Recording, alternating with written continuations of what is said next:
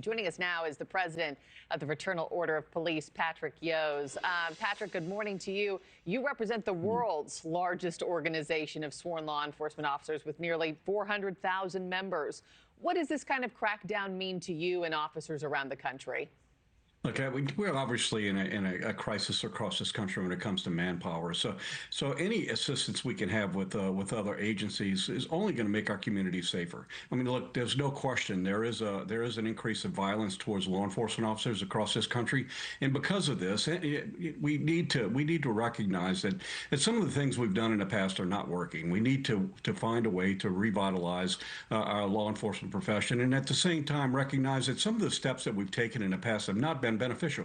In D.C., there's a perfect example. They passed a comprehensive policing and justice amendment back in 2023 that took away the stability for our law enforcement officers. So we're always going to be struggling trying to pull law enforcement officers to major cities when we have policies that really make it easier to go to other agencies. Yeah. Based on what you're seeing and based on what you're hearing out of D.C., is the National Guard needed? Because the president is obviously, as reported, toying with the idea of deploying up to 1,000 troops, to D.C. Is that necessary?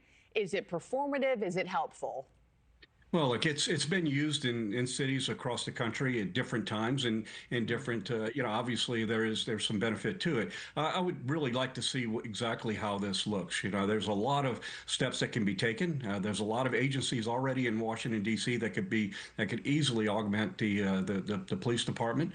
So I'd like to see how all this works. How the National Guard would be used would be an interesting topic. Yeah. Let me play a bit of sound for you, sir. Washington Mayor Muriel Bowser on Sunday denying that her city is in any sort of crisis. Take a listen.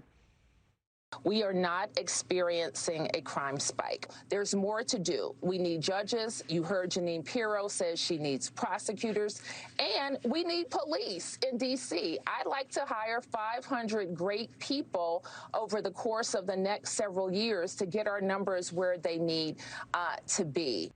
Yeah, Patrick, the mayor also pointing to police data showing violent crime is down 26%. Homicides also declined 12% year over year. So she says they're making progress. If that's the case, why hire 500 more positions, and why is the city struggling to find them? I do find it rather interesting across the country. We will talk about how crime is going down, somehow trying to mitigate the fact that it is very high to start with. I mean, if the violence is happening in this country is undoubtedly it's affecting and changing lives. We need to do something to do this. One thing I will say about the mayor's comments, I agree with her. She wants to hire 500 more law enforcement officers, and that could actually start with overturning the 2023 Comprehensive Policing and Justice Amendment that really destroyed constitutional rights for police officers and made it unattractive for officers to come to Washington, D.C. and work for Metropolitan Police Department. And then just 2 months ago, 2 Israeli embassy employees were gunned down in Washington in that targeted attack. How do authorities balance tackling not just local crime, but also terror threats that Washington faces on a frequent basis?